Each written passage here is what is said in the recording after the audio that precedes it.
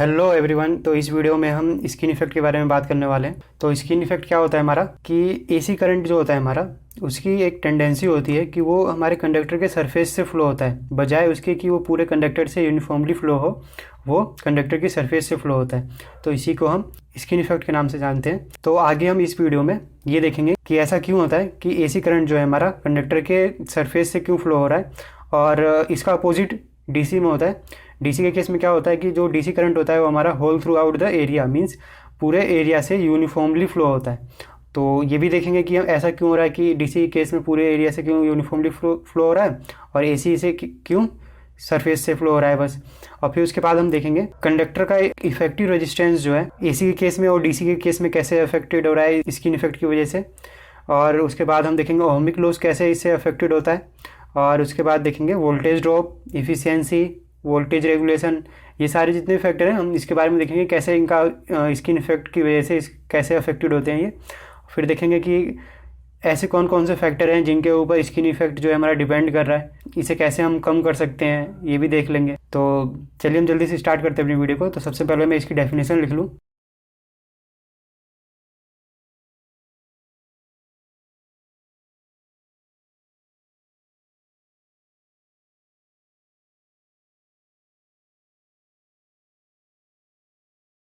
तो मैं एसी और डीसी को कंपेयर करने के लिए यहाँ पे दो कंडक्टर बना लेता हूँ।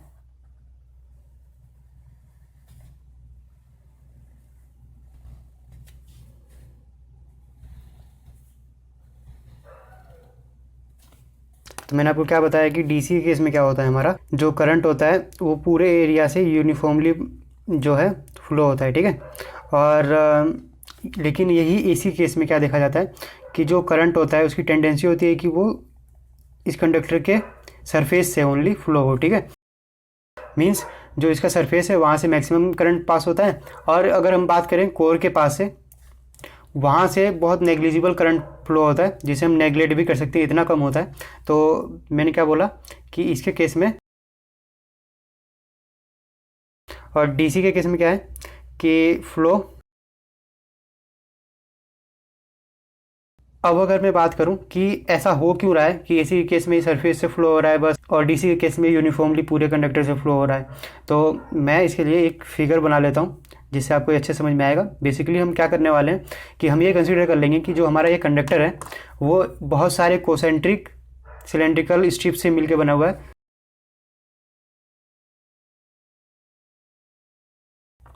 तो कुछ इस तरह से बहुत सारी स्ट्रिप लगी हुई है, means N numbers of strips हैं, और ये हमारा कंडक्टर जो है उससे बना हुआ है। और तो मैं इसके लिए एक अच्छा सा डायग्राम मैप बना लेता हूँ, फिर वहाँ से हम अच्छे से समझ में आएगा ये हमें।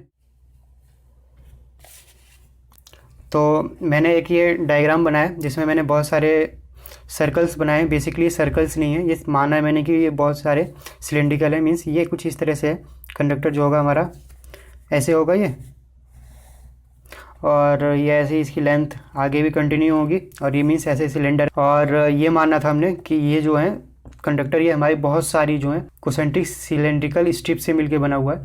तो अगर मैं बात करूं कि मान लो इसमें करंट हमारा इधर आई फ्लो हो रहा है, तो अब तक हमने जितना पढ़ा है बेसिक्स में कि अगर ये कोई कंडक्टर है और इसमें से ये आई करंट फ्लो हो रहा है, तो ये एक इसके अराउंड में एक मैग्नेटिक फील्ड प्रोड्यूस होती है। तो अगर हम बात करें कि उस मैग्नेटिक फील्ड की डायरेक्शन की, तो हम उसे देते हैं राइट हैंड रूल से। राइट हैंड थंब रूल अगर हम लगाते हैं तो हम देखते हैं कि यहाँ से ये मैग्नेटिक फील्ड जो है इस डायरेक्शन में है, मीन्स आउटवर्ड है। यहाँ से इस डायरेक्शन में मीन्स इनवर्ड है, ठीक है। अब यही देखो, हर सिलेंड्रिकल स्ट्रिप जो है, हर सिलेंड्रिकल स्ट्रिप से सेम ऐसी डायरेक्शन होगी, इधर करंट फ्लो होगा और ये फ्लक्स की डायरेक्शन होगी। अब इस फ्लक्स की वजह से यहाँ पर जो फ्लक्स लिंकेज होगा उसके बारे में हमें बात करना है। तो मैं कुछ ऐसे कंसिडर कर लेता हूँ कि ये हमारा सेंटर है बीच में। उसके बाद ये कुछ नेमिंग ऐसे कर लेते हैं, 1 2 3 4 5 6 7 8। कुछ मैंने यहाँ पर 8 सिलेंडर बनाए हैं यहाँ पर। तो बेसिकली मैंने आपको बताया कि ये n नंबर माने हम, लेकिन यहाँ पर पॉसिबल नहीं है बनाना, तो मैंने 8 बनाए हैं यहाँ पर। तो हम अपना एनालिसिस जो करना है इतने से कर लेंगे, इतने से काम हो जाएगा हमारा। तो यहाँ पर मैं क्या करता हूँ, दो एरिया कंसिडर कर लेता हूँ। एक ये बाहर वाला कर लेता हूँ यहाँ पर, सरफेस के पास एकदम, और एक यहाँ पर कहीं कोर के पास में।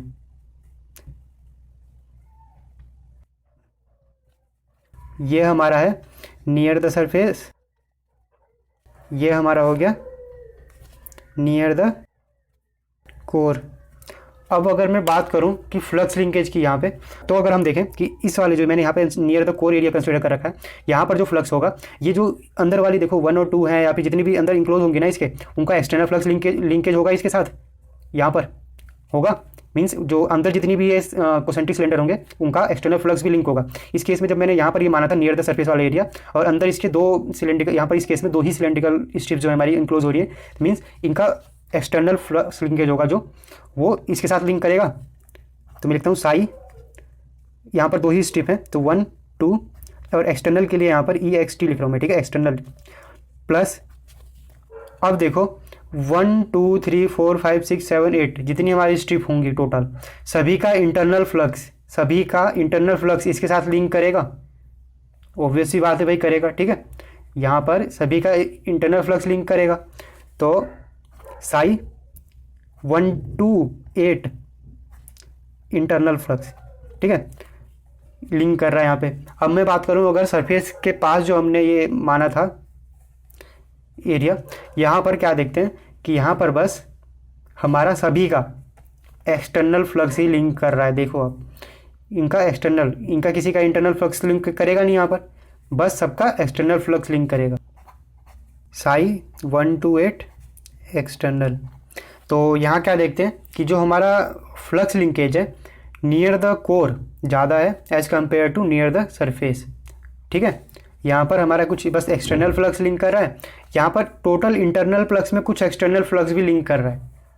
तो हम क्या देखते हैं कि हमारा यहाँ से कंक्लूजन क्या आया कि साई नियर द कोर के लिए मैं साई C लिख रहा हूँ, इज ग्रेटर देन है साई नियर द सरफेस के लिए साई S, ठीक है। अगर मैं यहाँ पर अब बात करूँ कि यहाँ पे करंट कैसे फ्लो होता है, अंदर कम होता है, नेग्लिजिबल होता है एकदम ही, और बाहर जो है हमारा ज़्यादा होता है current, near the surface AC current हमारा ज़्यादा होता है, ये कैसे होता है, ठीक है। तो हमें ये पता चल गया कि नियर द सरफेस जो है हमारा फ्लक्स लिंकेज कम है as compare to near the core. तो अगर मैं यहाँ पर बात करूँगा तो यहाँ मैं नियर द कोर की बात करूँगा, यहाँ पर नियर द सरफेस की बात करूँगा।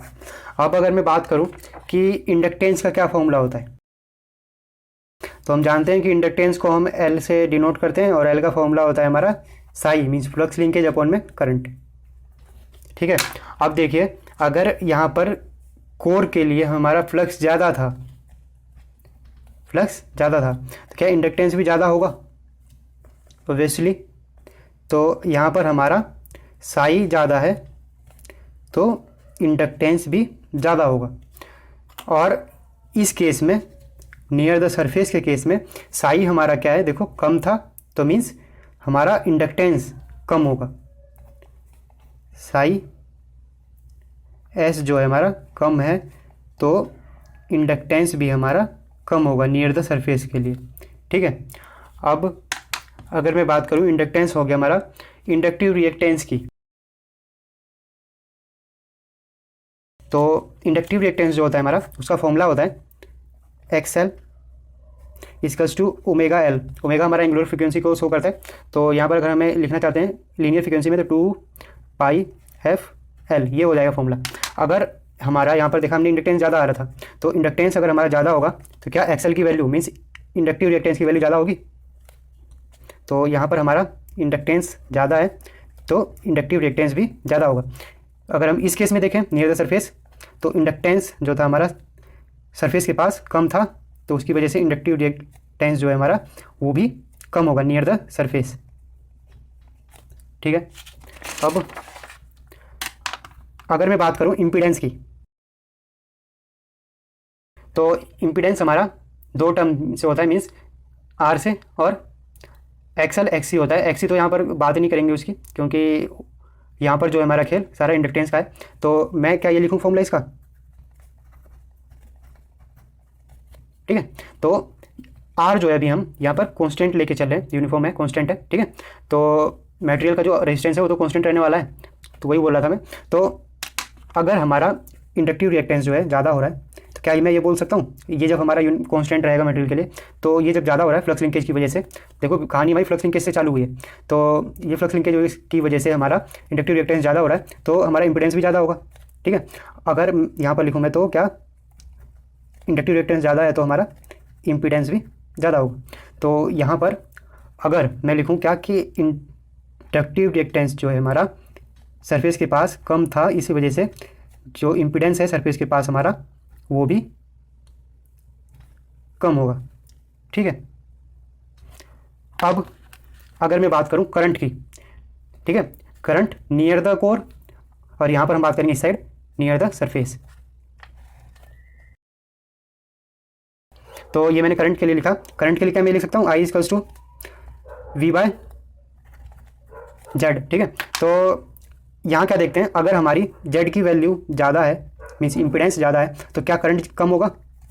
ठीक है, तो मैं ये लिख रहा हूँ यहाँ पे, अगर हमारा इंपीडेंस ज़्यादा आया यहाँ का, तो यहाँ पर हमारा करंट जो है कम रहेगा। और सेम उल्टा यहाँ पर क्या होगा, अगर हमारा इंपीडेंस जो है कम रहेगा तो ये करंट ज़्यादा हो जाएगा। कहाँ पे, नियर द सरफेस।